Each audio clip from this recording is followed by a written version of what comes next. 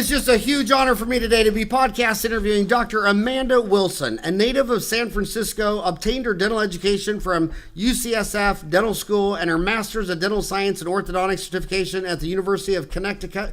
I always say Connecticut, but I could only spell it in grammar school if I wrote out Connect, I cut. So I still pronounce it University of Connect, I cut.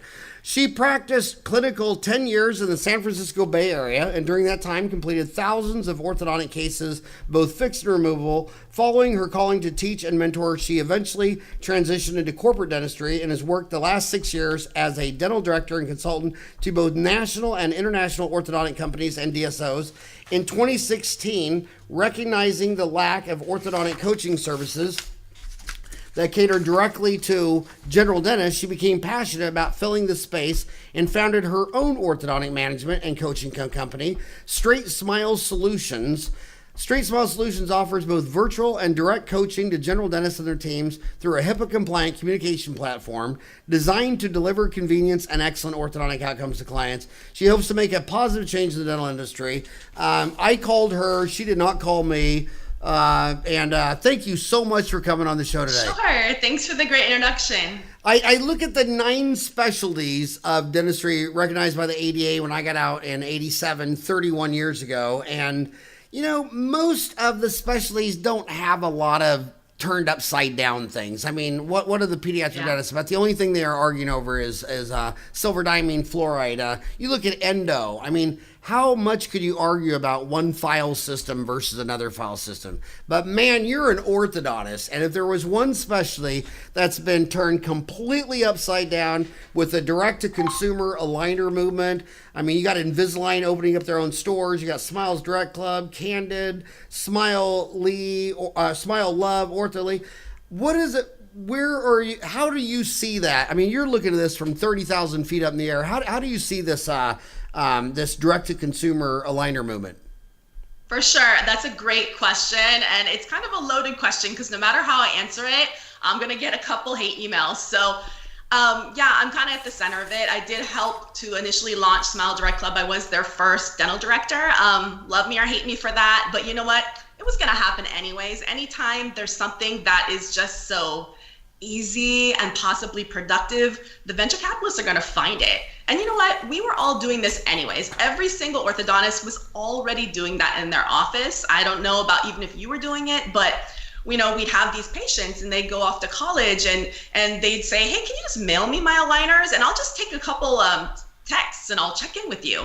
And you know what? Gosh darn it, the cases worked fine. So if you get a great treatment plan that works for that kind of movement, and if you have a great patient and you combine it together, it's totally doable. And it caught on with the venture capitalists, it caught on throughout globally, and dentists are now doing it too within their own offices and finding ways to use teledentistry to kind of streamline their practice. And, I think it's great for consumer access to care too. Well, so when you were their first dental director, was that back when they were in Michigan or after they had moved to Nashville, Tennessee? All of the above. So yeah, I started with them in 2014. So you were 2014 in Michigan and then moved to Nashville, Tennessee? I got to work remotely. I was really blessed, but for sure, yeah. Man, because those are great. I love Nashville, Tennessee. I mean, that 2nd Avenue Street is amazing. I couldn't complain. Yeah, yeah. For sure. So let's start with the movement. Do you agree with these numbers? I read macroeconomic data that says only 5% of Americans get orthodontics. Is that what you hear? I mean, there's 325 million people, only 5%. No. I mean, maybe if you include every single American, including everyone up to age 95, that's possible, but it's changing. I mean, the average, under 18, I'd say the majority is having some type of orthodontics, whether it be aligners or braces. And now, there's just so much low-hanging fruit out there. I tell my dentist, look, you don't even have to compete with any of this direct consumer aligner. There's low-hanging fruit everywhere you look, because if you focus on what the patient actually wants, and that's really how these direct consumer companies are flourishing, because they're listening to the patient. What do you want to fix? Not what do I want you to fix? We don't have to fix bites. We can just, close that little gap or straighten those bottom teeth. Sure, yes, we'll do that for you. Well, they just want whiter, brighter, sexier teeth. I mean, look at Americans. A third of them are almost as fat as I am. And my gosh, Come on. You look awesome. Seriously, they obviously don't have a problem chewing. I mean, I had uncles when I got out of dental school. I had uncles. This was 30 years ago. They're past, but had zero teeth and could eat anything there is. And as far as I used to remember seeing cases when I got out of school where they thought I was going to pull 4 bicuspids because it was the only way they could treat the midline. And then I said to the orthodontist whose wife was sitting at the reception deal right up the street from me, I said, "Okay, well, your wife, where's her midline?" And he didn't know. And I said, "You're going to pull 4 bicuspids to fix a midline when you don't even know where your own wife's midline, but you guys reproduce and have offspring?" I mean, her midline was close enough to pop out a few kids. So you're saying a lot of them don't have problems chewing, bites, midlines. They just want them straighter. But holy cow, you just touched on a whole nother subject, which is the subject of 4-by extraction cases. That's a whole nother huge subject. So many general dentists are getting frustrated with their orthodontists for pulling out teeth on their patients. And now there's starting to be some researches coming out about airway and the interaction between having 4 bicuspids pulled. So, I mean, you touched a whole nother huge hot button subject in ortho. Yeah, I mean, and it's moderation from A to Z. I mean, when I got out of school, I mean, there were orthodontists who 3 out of 4 cases said bicuspid extraction. Now it seems like 30 years later, those guys that were doing that are down to about 1 in 4. I know there's some extremists who say it should never be done ever, and I don't think on a planet with 7.5 billion people you could ever say never. So Invisalign used to own part of Smiles Direct Club. I think they bought like 19%, and then I guess that's been divested or whatever. But if you were talking to a Wall Street analyst, would you say these guys got some good business models? Invisalign opening up their own stores? I think everyone in that direction. I don't think you can go wrong with any of these business models because, like I said, there's just tons of low-hanging fruit.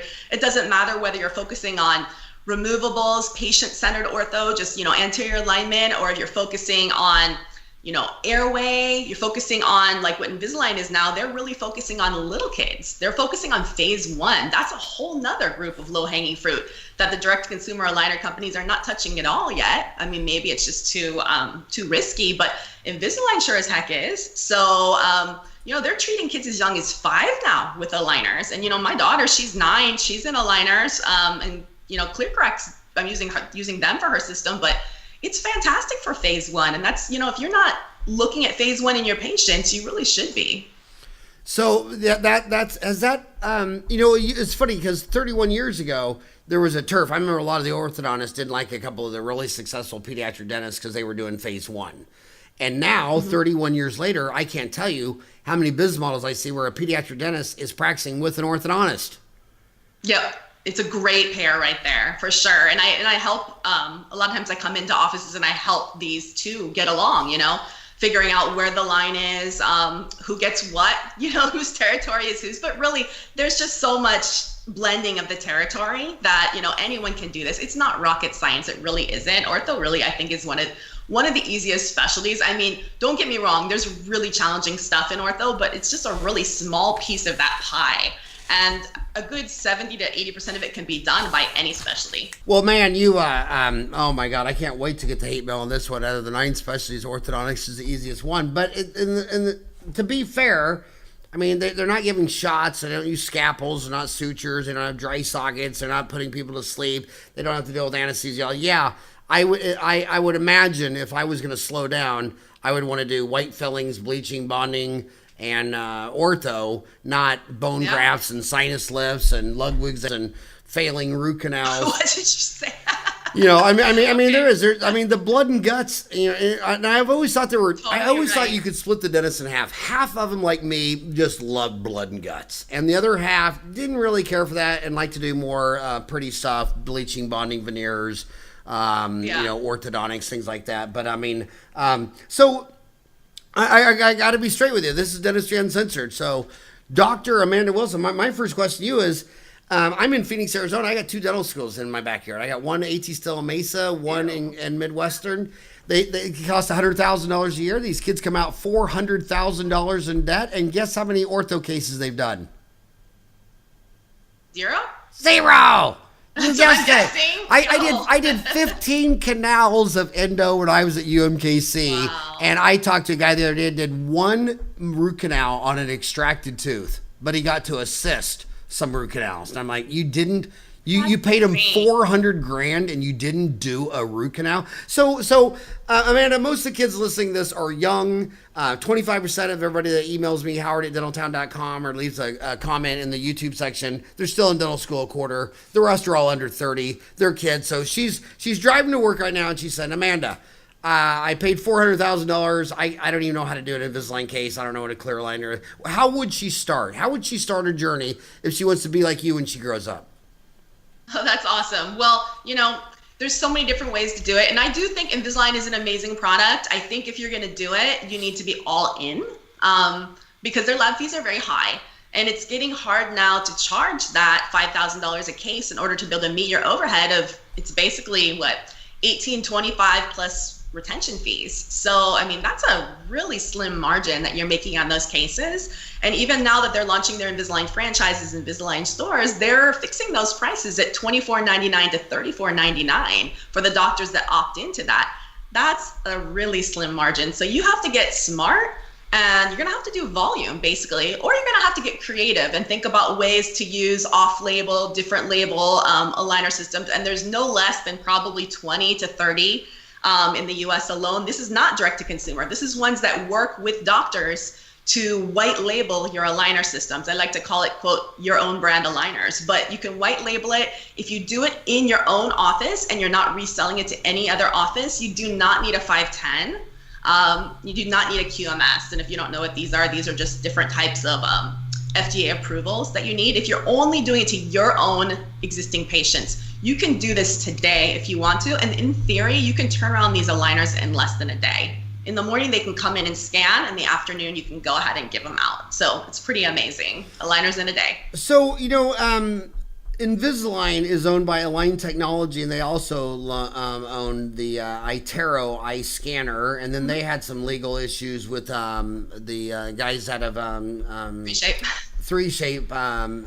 out of Denmark, Copenhagen, which I had the honor of visiting. That's a lovely place. But they're amazing. In going into the scanners, are you preferring an open source scanner or use a closed source scanner? Talk about what scanners. Which one do you recommend? For sure. Open source? 100% open source. Listen, I'm not directly affiliated with any scanning company or any 3D printing company or anything. I like to go and play with everything, touch everything, try everything. And I realize that they're always upgrading software and everyone's getting newer and sleeker and faster. But right now, I'm still a huge fan of 3Shape. I think their team is really nice. I always like to root for the underdog because they did kind of get slapped in the face by Align. And but they're truly awesome team, and their scanner, if you're a general dentist, I still have to strongly suggest that you get that scanner because it is by far the best if you're going to do implants, crowns, bridges, surgical guides, anything else that you want to use it for. I mean, you can completely create an impressionless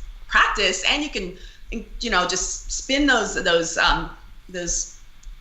what do you call them? Mailing times. The turnaround times is going to be so fast on your cases. So yeah, I mean, I would go 3Shape at this moment. And there's ways to get around the Invisalign's little rules on them. So if you want to know ways to get around it, let me know. So 3Shape is open source. I actually believe there's some kids listening that don't even know the difference in open source and closed source. But what practice management software do you use? I'm fully a consultant right now. So, I mean, before I've worked with doctors that are using Dentrix, they're using Open Dental, all the sorts of different ortho ones. But yeah, I was on SoftDent for 30 years and switched to Open Dental just because every time I podcast some high-tech guy, they say, well, Open Dental is open. I can program seamlessly straight into the system.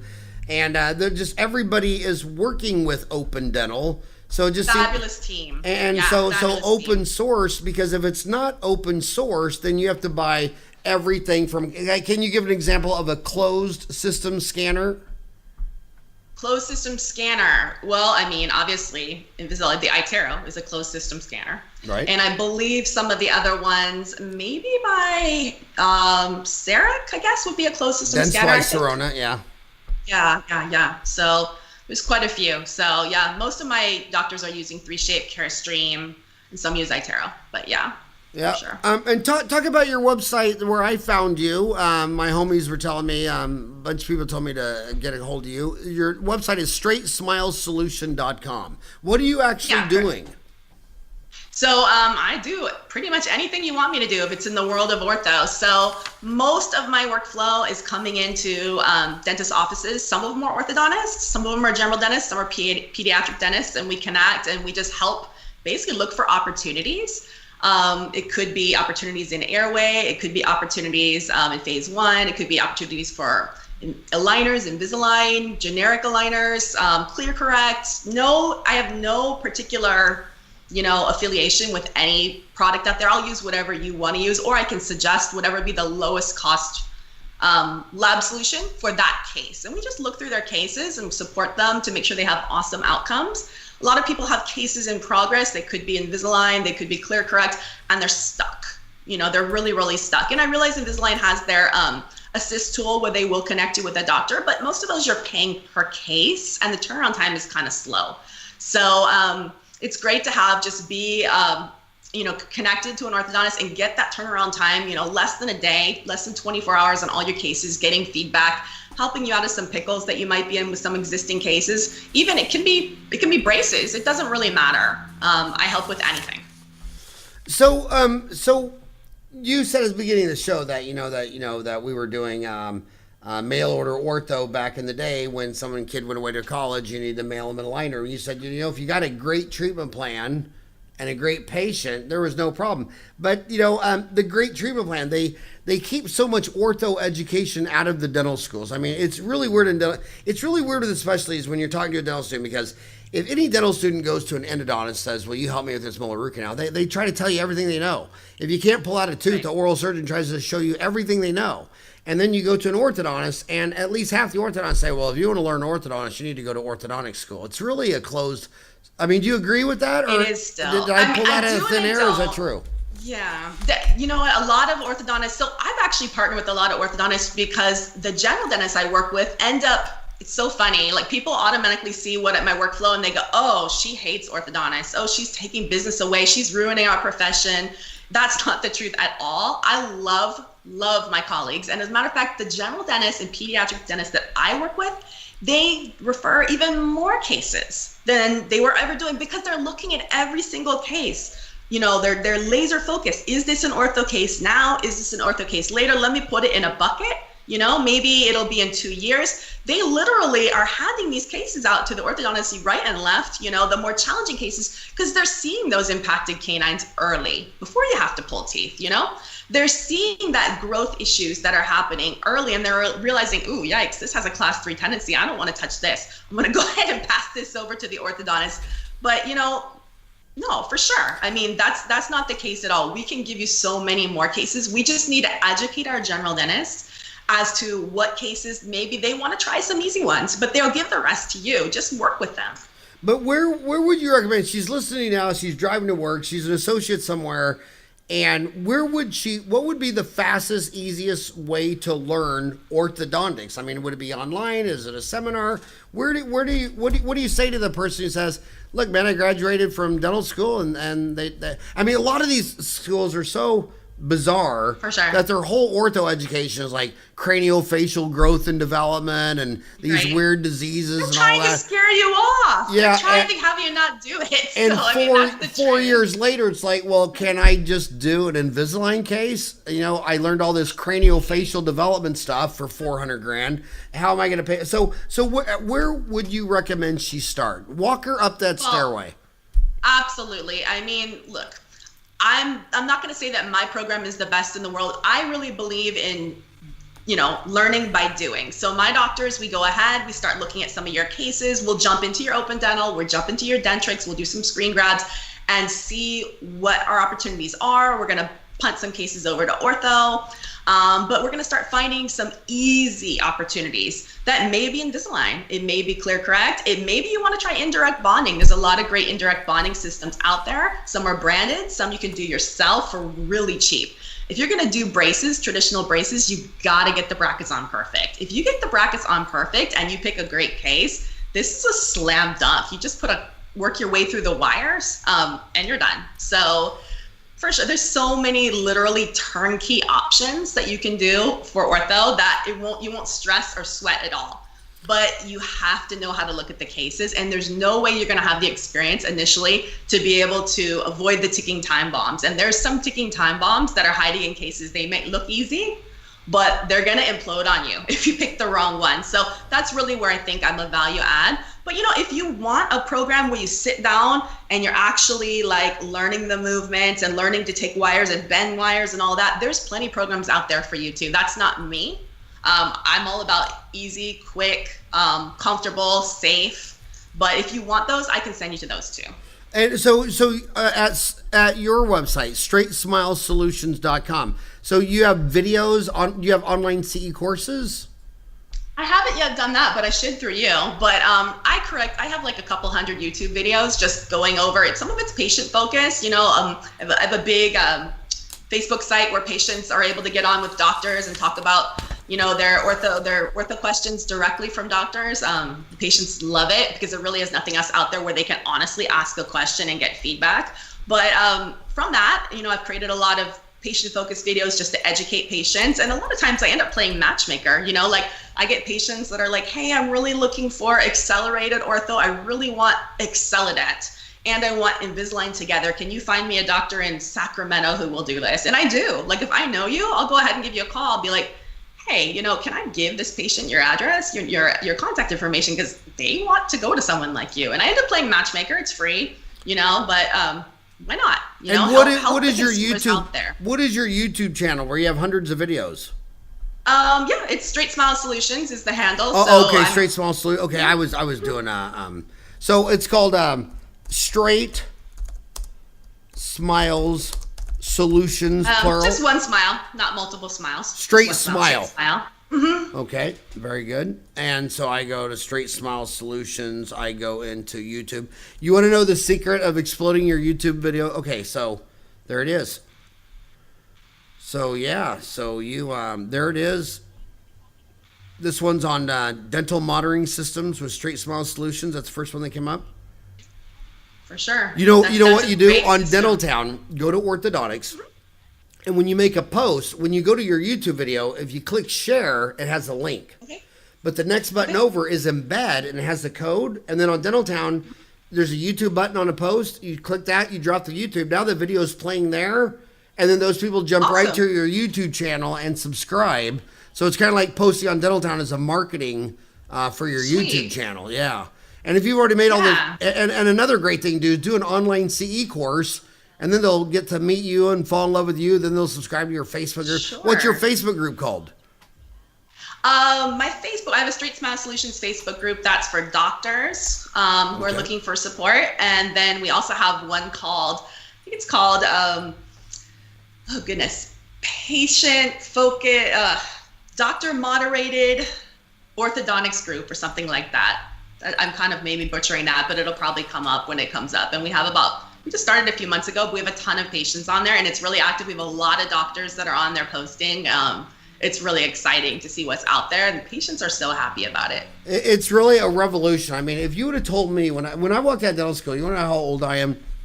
We thought we were so lucky because they were putting computers in for the next class. And we were high-fiving each other that we got out of school. And back then they were telling everybody that if you didn't learn how to program in Fortran and Cobalt, that someday you would be, a Neanderthal. And we're like, man, I'm so glad I didn't have to learn Fortran and Cobalt and learn these damn computer stuff. And if you would have told me that someday I'd have a phone in my pocket that had a computer and a compass and a calculator and an email, I mean, it's just, man, amazing. Times are going so fast. But one thing about the orthodontist, the 5 rules of economics on a business plan, are you doing it faster, easier, higher in quality, lower in cost, and making it smaller and more miniature? And the one thing the orthodontists have not wanted to budge on in the 30 years I've been in dentistry is the price. They want to do more cases. They want to market more. They want to have all the bells and whistles. They want to go to oral scanners instead of an alginate. They want to do every single thing on earth except lower their price. And humans, they have to lower their price now. I mean, there's just no option not to. Maybe in a few markets you can get away with it. I mean, shoot, I used to charge $7 back in, when was the last Invisalign back in the Bay Area, I was charging easily $7,000 for an Invisalign case back in the mid 2000s before the tech bust. And I mean, now it's a lot of people, good orthos, charging $3,500. Look at Swanky Smiles. Look at some of these business models out there. There's some really innovative business models that are out there. I'm not involved in them, but I think it's cool. And you know what? Patients are getting some really good care. So how do you think these venture capitalists and companies are squeezing the cost out? I mean, obviously they're doing the oral scanner. What they're making all 24 trays at once, so you don't have to come out. If you were coaching an orthodontist or a general dentist, how would you squeeze cost out of orthodontics so that you could lower the price to sell more?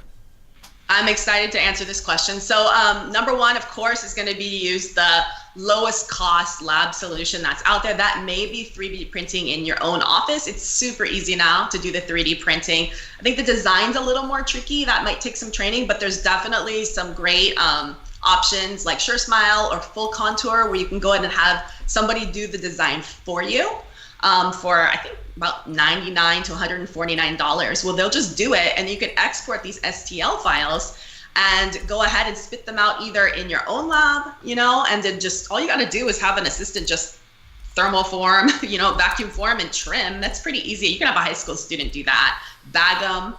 Patients really don't care if it's branded. The majority of patients couldn't care less. Honestly, if it's a branded aligner system or not, they just want to have something that's going to work. And there's a lot of patients that are out there where if you said, hey, look, I can give you this branded aligner system or save $500 and you can have, this white label aligner system generic, they're like, heck yeah, I'm using generic toilet paper anyway. So what's the difference if it works the same for my case? I'm up for that. I don't want to pay for all this marketing. So yeah. Lab solution would be number one. Number two is going to be reducing those. Let's say a lab solution. You Sure. you recommended StraightSmile. That's StraightSmile 360 owned by Dentistry. Yeah. And that's one for sure. That's all the treatment planning software, appliance fabrication, support service you need to give each patient the smile they want. You like that one?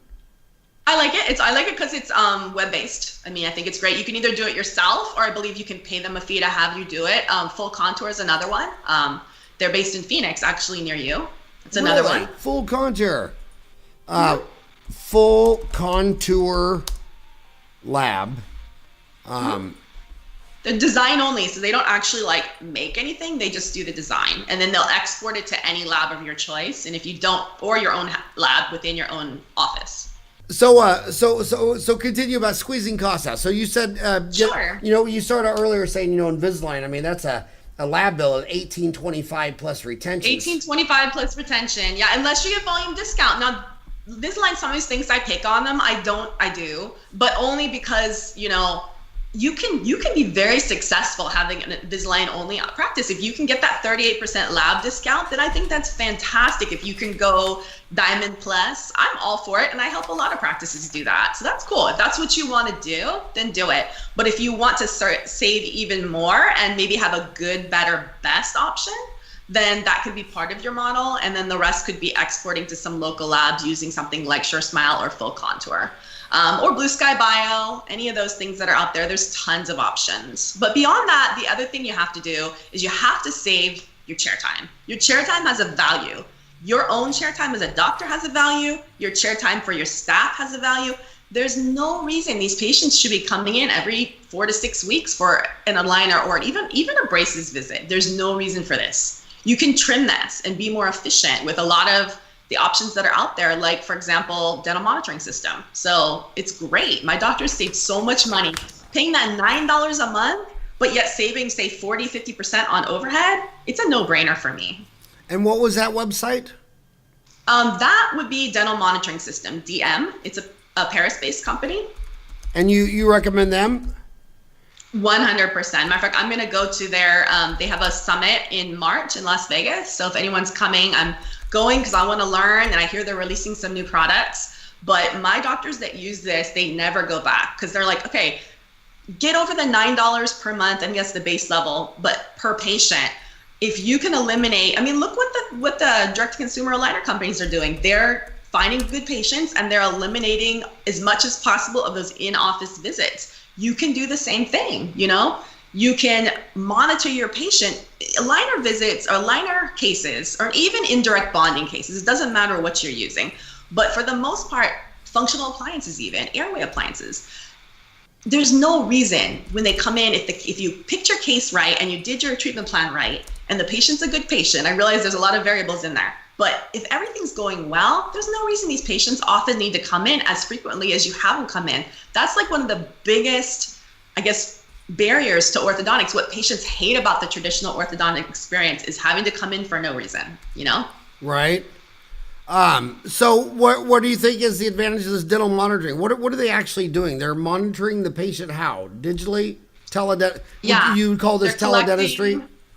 I guess I would. They're collecting AI. So they have a huge AI already established from all the cases they've done, not only for braces, functional appliances, and aligners. As far as I know, they don't work with the direct-to-consumer aligner companies. They're working directly with dentists, as far as I know. So there's no reason to not like them. You know, some people, I think they automatically assume that they're direct-to-consumer, and they're not.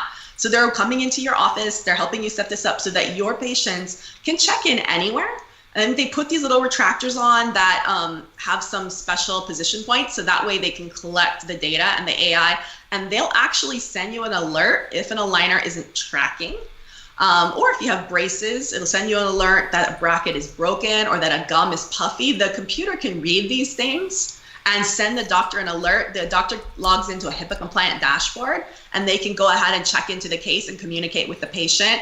You can even set up for aligners, say Invisalign are correct, your own brand aligners. You can even set up the parameters so that the patient doesn't even advance to the next aligner until you check and make sure it's tracking and you're happy with the result and the outcome so far. And if you do that, your case will never go off track. If you do that, there's no reason you should even be doing revisions or refinements. Everything should just go straight through and then you'll be done. Wow, it's just amazing how fast this is all going. It's just dental monitoring. Wow. So have you gotten to the headquarters in Paris? No, I wish. I'll get Felipe to take me. So BioLase. I haven't been to Paris in 20 years, but I mean, I'm hoping for sure. So BioLase, our 3Shape is in Copenhagen, Denmark, and right. What were the other ones we were talking about? What's the one in Helsinki, Finland, that owns E4D? Oh, E4D, yeah. Who owns E4D? Plan Mecca. Mecca, yeah. But I have my theory about Scandinavia. When you go there. You go to Denmark, Copenhagen, and see 3Shape. You go to Helsinki, Finland, see Plan Mecca. They have like 4 hours of sunlight a day, and it's like that's 20, only in the winter. I know, but in the summer it's the other way around. Yeah, but it's a long winter, and those guys will tell you it's so cold and dark and miserable that the way to get through it is just love your work and work 10 hours a day, 6 days a week. And they go, man, I come in the winter and I do 6 10-hour days a week. I'm talking about dentists and companies. Wow. And then when the sun comes up and when everybody wants to visit Denmark and there's nobody there, you can't get a restaurant or a hotel because everybody totally went to the Mediterranean and is out sunbathing for 2 months. So it's a really hard, if you want to see it working in action, you got to see it at its worst. And then if you want to see it at its best, all the people are gone. But I love those places. But Paris, France, they have some amazing dental companies. Amazing. And so does Germany. Yeah, for sure. I actually used to live in Germany for 1.5 years. So I love it. Was that military? No. My grandfather's Austrian. So it was my major actually in undergrad was German. I just wanted to party. So it was a great 1.5 years. And then I went to dental school after that and buckled down. Well, my favorite dental convention period is always the IDF meeting in Cologne. Yes. They only have it every other year. It's the only dental meeting you ever go to in the world that has 100,000 dentists there from every corner. Every time you're talking to some dentist, you don't know if they're going to say they're from Cambodia or Bolivia or, just the whole world descends on there. And so, my gosh, this is amazing. I really wish you would do an online CE course. Or some 100%, articles on I will. It's just too much information to go from. I'm 25, I got $400,000 in debt, I got a dental degree, and where do I go from here? Are you? What percent do you think the market is right now in America of clear aligners versus brackets? You keep hearing. Are brackets dying? In some parts of the country, I think I'd reference my daughter who's wearing clear aligners and she's in 4th grade, but her entire class, I came in, I'm looking around, and I can see clear aligners across the room. I can tell if it's Invisalign, ClearCorrect, your own brand. I can just tell by the shape, the trim. And every single kid in that class has clear aligners. There's no braces anywhere to be found. So I even asked her, I said, would you want braces? Oh, no way, I'd never wear braces. So, I think it's bi-coastal for the most part. San Diego, San Francisco, New York, a lot of the kids are getting clear options, and there's so many options out there. You can combine functional appliances with clear aligners and start these cases young and correct the bite, and then just use the clear aligners just to fine tune it. There's just no reason that you have to be doing these, headgear and these kind of fixed piston herps or anything like this. Is torture devices. It really is. So, you got to think outside the box and listen to what the kids want. And kids are on YouTube now. They're on Instagram. They're on Snapchat. They know what their friends are having, and they want what their friends have. So might as well figure out a way to offer it. So, not that you're giving investing advice, but if you had to, Smiles Drug Club's talking about doing an IPO. Invisalign's publicly traded. The CEO that's been on Kramer, and you see him on different talk shows. Which one of these companies do you think, the next 10 years will really dominate and really grow and dominate their marketplaces? Yikes! I'm a little nervous about that question because I do have some non-disclosure agreements and NDAs and stuff like that with some people. So in that land, but I don't want to get anyone after me. But listen, anything clear I think is great. That's what I've got to say. So I would definitely look more towards clear and less towards brackets and wires. So that would be my suggestion. So if she was 25 and she just graduated, would you even recommend that she goes through training to learn how to place bands and spacers and brackets, or would you say not bands and spacers? No, I think everyone should learn the basics of indirect bonding, because first of all, if you get in a pickle with a case, you could always throw some brackets and wires on. And if you understand how teeth move with brackets and wires, 100% you can understand how the teeth move with aligners. It's just way easier. So I do. So no more bands. So you're saying no, never. Bands are dead. That's just like bacteremia, septicemia. No way. Wow. And by the way, I got to hammer down. You said get in a pickle. Now I'm from Kansas. I only heard that in Kansas, Nebraska, Missouri. I've never heard that outside. I lived in Missouri. Remember, we talked about that. So I've lived in a lot of places. So well, I kind of picked up the lingo everywhere. Yeah, that getting a pickle came from your Missouri days.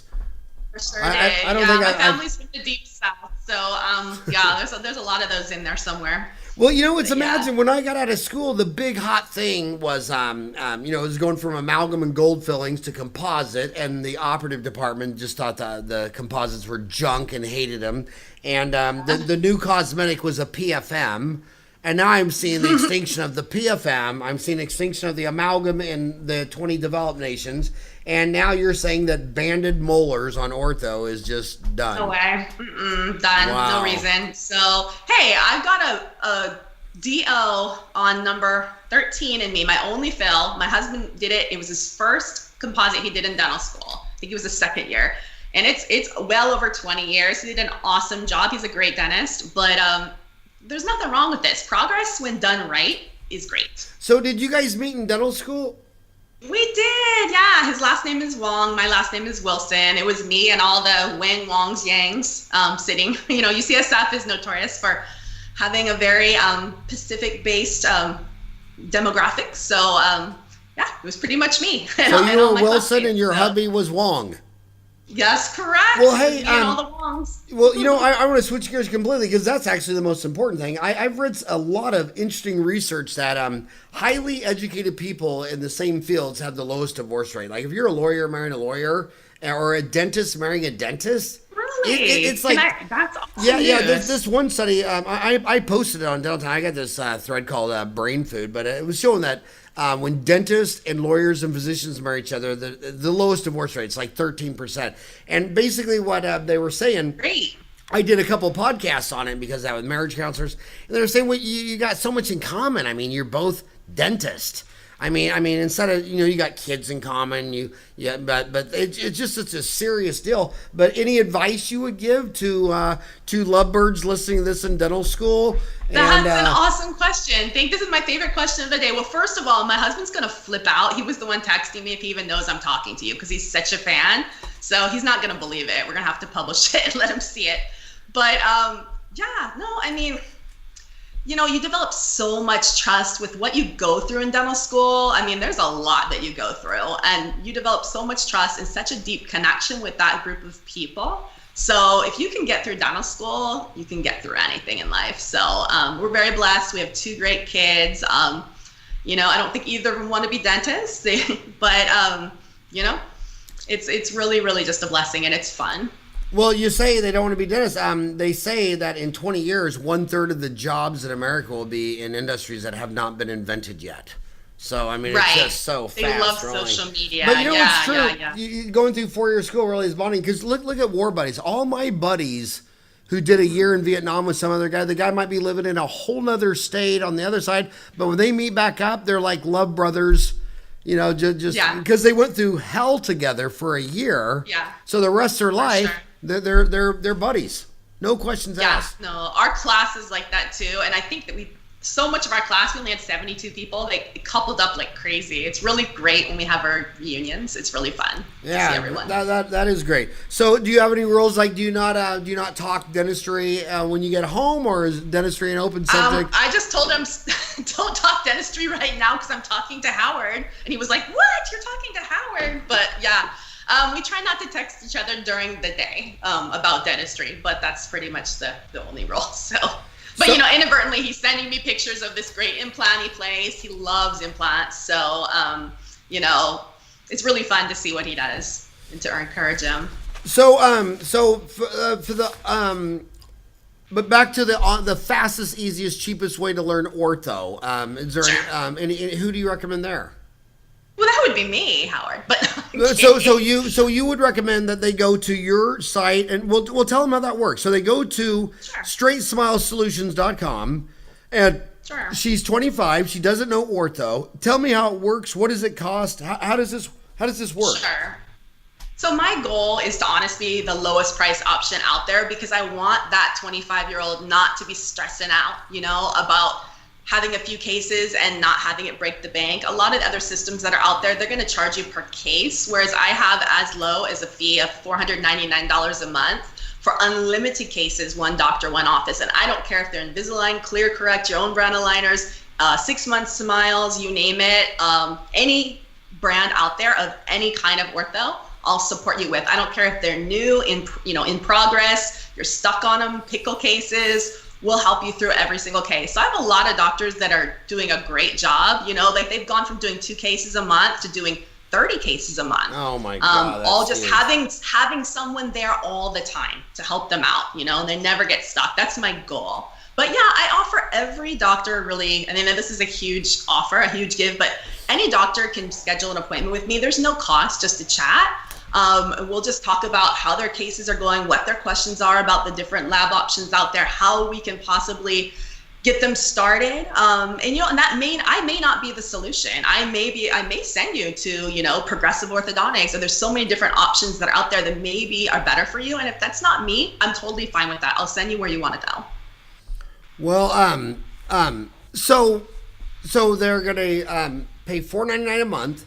They're going to get that's on the low end, but that's the intro starter deal. She doesn't know ortho, and she's going to get an open source scanner, 3Shape, right? For sure. And then any other software that she would need on her computer? You don't have to have the scanner to get started. You can do it with impressions. So there's no reason you need to invest in anything. All you need to do is have basically a phone or a computer, and we'll find a way to start finding HIPAA compliant ways to review your cases and supporting your cases. So that's all you need. And who is the average person calling you? Are they young, old? Are they rural, urban? Who? I have everything. I got some guy in Greece talking to me tomorrow. I've had people in Hong Kong, Australia, all over the US, rural, urban, DSOs, high-end practices, you name it. People are afraid to admit that they need help, but hey, I went to school for 3 extra years and I've done thousands of cases. Of course I can help you. And you know what? If I decided to go back and be a general dentist, I would need help with my endo. I would need help with my OS. I need help with my perio. I mean, I'm going to need help too. So, we want you to have a really private way that you can get the help that you need, and get it as fast as you can. Sometimes, immediately when the patient's in the chair. The one thing I think all the governments haven't figured out yet is that the internet killed nationalism. I mean, I've lectured in so many countries where you can tell that these people in Cambodia or Indonesia or Thailand or in South Africa have more friends and family and connection in Tanzania than they do in their own. It's just they're almost lining up more as 2 million dentists around the world. And they're almost referring more to, I'm a dentist and I have my board certification in the implantology, as opposed to talking about that they're Cambodian. You know what I mean? We're all connected. Yeah, it's such a great connection. I meet so many great doctors all over the world, and I just love it. And anytime I go to a meeting, hey, if anyone's going to be at Chicago Midwinter, I'll be there. I don't have a booth. I'm just going to be kind of walking around, but contact me, email me. We'll meet up. We'll have coffee. We'll talk. She'll be the Hawaiian dressed in shorts, frozen to death out in front of the dude. I don't even have a jacket, Howard. I don't even have a jacket. I lost it somewhere after Connecticut. I don't know where it is. I'm refusing to buy one. So it's funny. You'll see me. Every jacket and coat I own is because I left Phoenix and it was in the winter and it was 80 degrees and I forgot and I landed someplace and it's 30 degrees and it's snowing and I'm at the airport trying to buy the thickest jacket they have. But one thing I will tell you about around the world is that there's a lot of crazy insurance schemes. In America, they're more nonprofit like Delta, or they might be for profit, but in a lot of governments like Japan, France, London, they have the government dental system. And it's so regulated and the prices are so, like in Japan, Tokyo, and London, the government only gives you $100 for a molar root canal and you're not allowed to charge more. So then you go to those states, well, what do all the dentists do? Well, to do a root canal like an American would do would cost them $600, $700, $800. So but implants and ortho aren't covered. So they'll just extract the tooth and place an implant where they can charge $1,500 for the implant. So when I see that around the world, I get very nervous about socialized medicine, because I only know dentistry really, really well. I don't know cardiovascular surgery or oncology or any of that stuff. But where the government has really tried to help the people with socialized dentistry, it's a disaster. I mean, it is just horrible. And then when I go to any of those countries, the dentist will tell me, well, I can't make a living on cleanings, exams, and fillings because the government only lets me charge $12 for a filling and $4, blah, blah. But if I just do one Invisalign case a week, or the other half of the dentists are into implants. They're either one or the other. Into the white, soft, bleaching, bonding, veneers, clear aligners, or they're into blood and guts, implants, root canals, extractions, and dentures. And they'll say, if I just place one implant a week for my regular fee, I mean, I'm in Cambodia. That's $1,000 a week, 50 weeks a year. I'm a very successful dentist if I can just take this Medicaid socialized insurance mess where somebody has controlled the price, and then I get to use that base to discover and find and present an ortho case, and pretty much everywhere I go. And that's where I always come with that metric where I don't really see anybody being successful as far as doing a treatment that's good and profitable unless they're doing at least one a week.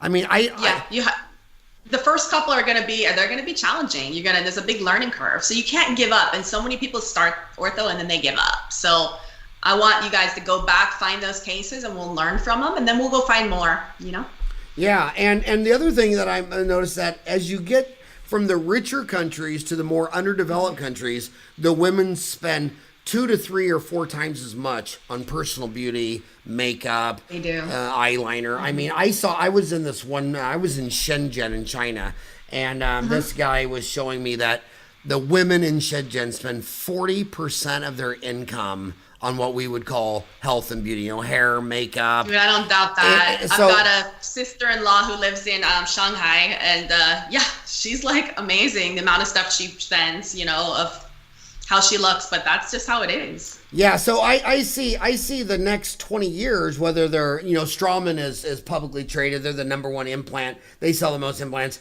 Invisalign, Smiles Direct Club, I think they have so much upward market. And when I was interviewing the CEO of Straumann, he was telling me that 20 countries place more implants per 1,000 people than America. And he was just saying, and Wall Street's looking at his stock saying, gosh, if the United States would just place the same number of implants per person as they do in Korea or Germany. So I think it's going to start rapidly being socially unacceptable to be a girl walking around with a Gucci purse, missing a tooth, a molar, and whiter, brighter, straighter, sexier teeth is going to just become all 7.5 billion humans are going to want it. It is. It's totally. Yeah. For sure. Now, are you seeing, what are other signs of success people doing? I want you to address this. This is a concern of mine. You go back to 1900, there were no specialties, and healthcare was not very good, and it was only 1% of the economy. 100 years later, 2000, it was 14% of the GDP, and the MDs had 58 specialties. We had 9.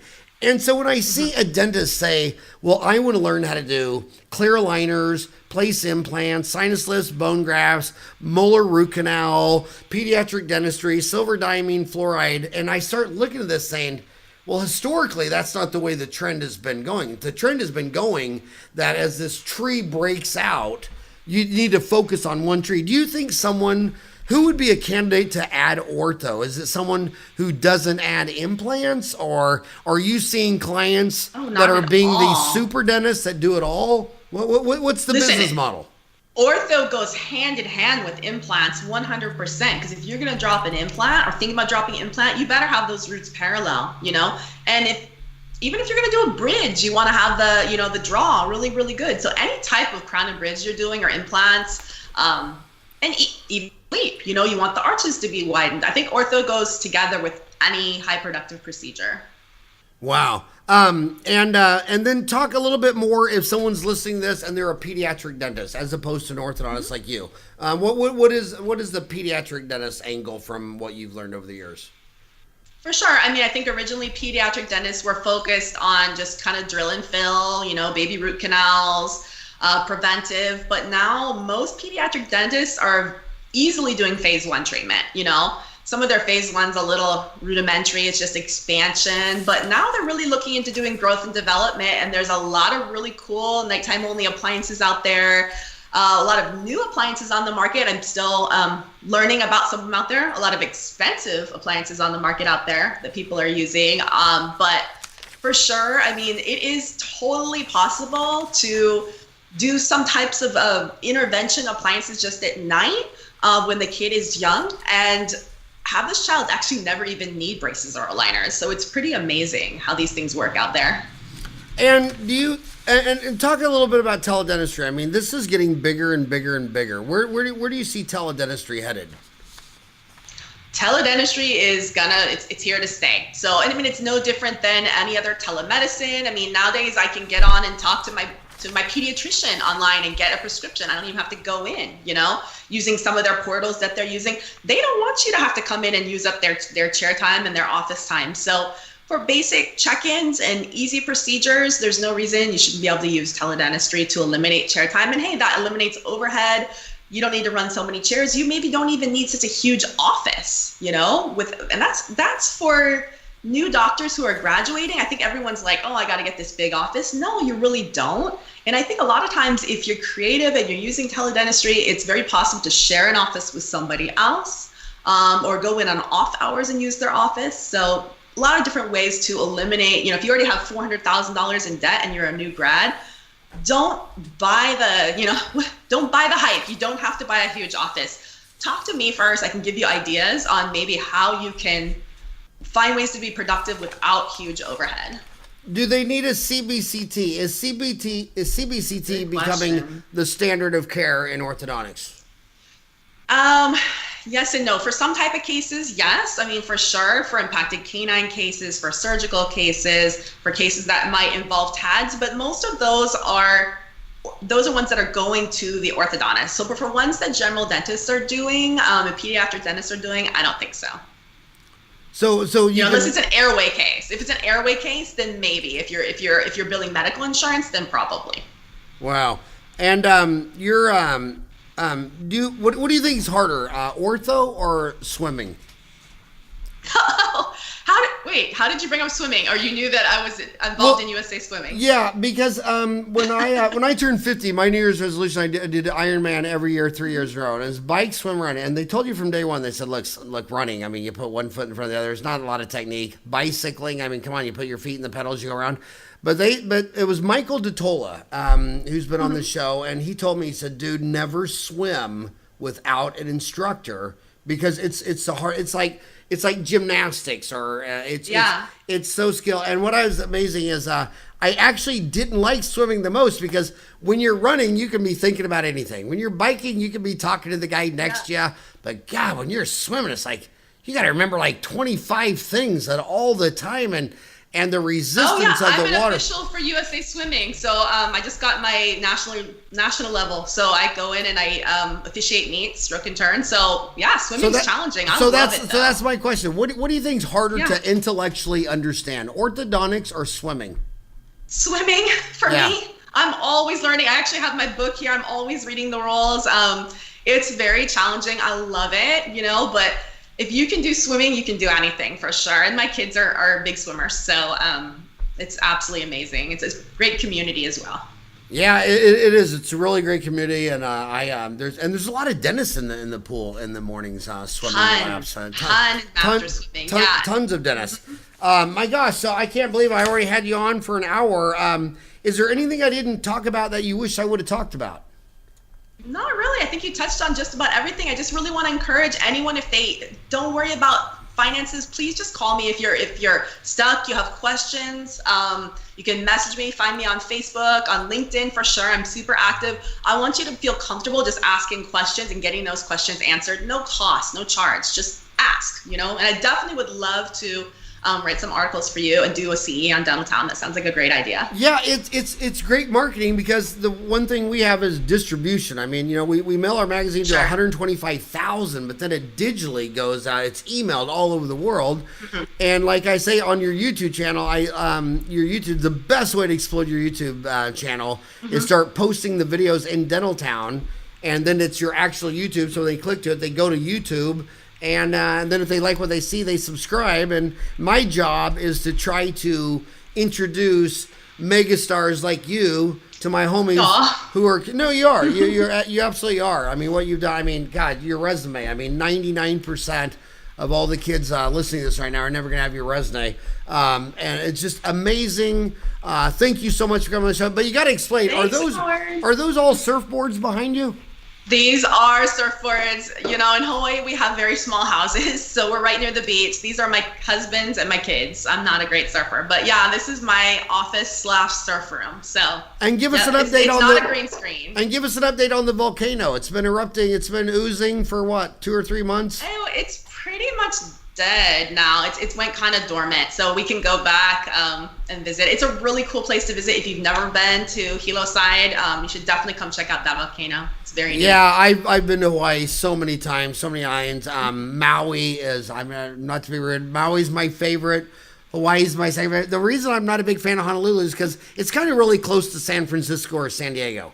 Whereas Maui and the Big Island is something you never saw in Kansas. So Kauai for me is my favorite by far. So Kauai, yeah. Yeah, I mean, when you're in Kauai or you're in Maui or you're on the Big Island of Hawaii, you are not in Kansas anymore. I mean, it is so damn cool. But I imagine if you want to do all the shopping and eating and restaurants and all that, the Oahu's where you want to be. How did the ADA meeting? Was that a big success going there? Actually, I think it wasn't. Not for ADA. They didn't do anything wrong, but we had that big strike going on with Marriott SPG. So it really kind of disrupted a lot of people's vacation. I felt terrible, for the visitors because it's really not who we are. But that's just how it was. Well, so I always wonder about the booth people, because if you go to like Chicago midwinter and all the dentists know that it's -12 outside, they all stay in the convention and they all go around the booths. But if you say it's 70 degrees outside and you should be golfing, Yeah. then everybody leaves the lecture hall and just runs for their car. So I always Oh, wonder. it's done. Everything's done by 2-3. So yeah, it's a really short exhibit time. Yeah, and then also I just got to give one point of view. There's two. When people go whale watching in Hawaii, the winter whales are twice as big as the. I mean, the whales you see at Christmas and holidays, those are just little sperm whales, right? The big blue whales. We have the humpback whales now. Yeah, they're here. Yeah, but the big blue whales come in the summer. Do they? Right. I don't know. I only know about the humpback whales. Those come now. Yeah. But sperm whales and humpback whales, and then yeah, I think there are harder to see those. But yeah, if you've never been whale watching, you should definitely come check it out. It's amazing. Yeah, and I, my gosh, I love Hawaii. Is it that much more expensive to live there? You know, a lot of people say Yes. it's expensive. Is it really expensive? I travel all the time. I travel just to go shopping for my kids for back to school clothes. I mean, one trip I go to Trader Joe's, buy clothes for them. It's much more expensive. We buy everything from Amazon, but yeah, for sure. I mean, you live very simply here. And last question, and I'll let you go because you're on double overtime. Do demographics matter? If some little girl's listening to you right now and she's thinking, you know, I'm at AT still. I'm in Phoenix. I mean, Phoenix dumps out a couple hundred dentists every. Does that matter? Do demographics matter, or would you just talk about demographics? Can you be It successful? doesn't matter at all. Don't judge a book by its cover. I've helped doctors go into Medicaid practices before and get successful because, you know, don't judge a book just because they don't maybe have insurance for ortho doesn't mean they're, if you can come up with great financing, that they're not going to find a way to be able to make it happen. So I always recommend giving every single patient all their options. Don't just think they want the Kia treatment plan. Everyone should get the Porsche treatment plan, and then you can have good, better, best. But that frustrates me when people just assume that people don't have the finances for things, because you'd be surprised at what people want, what they can make happen when they want something. I know. So not diagnose the pocketbook. That's excellent advice. I mean, these people find a way to buy a F-150 pickup truck, and they're making payments for 5-6 years. They say, well, my insurance doesn't cover it, and they're holding $1,000 iPhone in their hand. And the reason they're not accepting it is because you didn't go for it, you didn't present it, you didn't make them want it. Explain the need. Yeah, I mean, explain the need. So, and you know, everyone should have the best. And if they can't, then at least you can always document that you gave them the best options, and then you can come up with something in the middle that will work for their budget. But yeah, for sure. So you're an orthodontist. You know, I own 2 magazines and websites. Would you be writing as an orthodontist for Ortho Town for the orthodontist, and then something separate for the general dentist in Dental Town? I don't know. Most of orthodontists don't care for me, so I'm pretty much ostracized from that group. So well, that's why they just make assumptions. So no, I think I'd write for Dental Town. But if you want to, but it's my job. I mean, that's why I'm dentistry. And Yeah. I don't do this podcast so to make a friend. I mean, I'm trying to help you. And if you don't like what I'm saying, I mean, 2 + 2 = 4. I'm sorry that you want it to be 3 or 5 or 7. I don't talk woulda, shoulda, coulda. This is what it is. And, you know, economics doesn't care if you believe in it or not. I mean, you know, economics is going to work and go forward long after you're gone. But hey, thank you so much, Amanda, for coming on the show. Thank you. It was just an honor to podcast you. Awesome to finally meet you. Yay. All right. Aloha.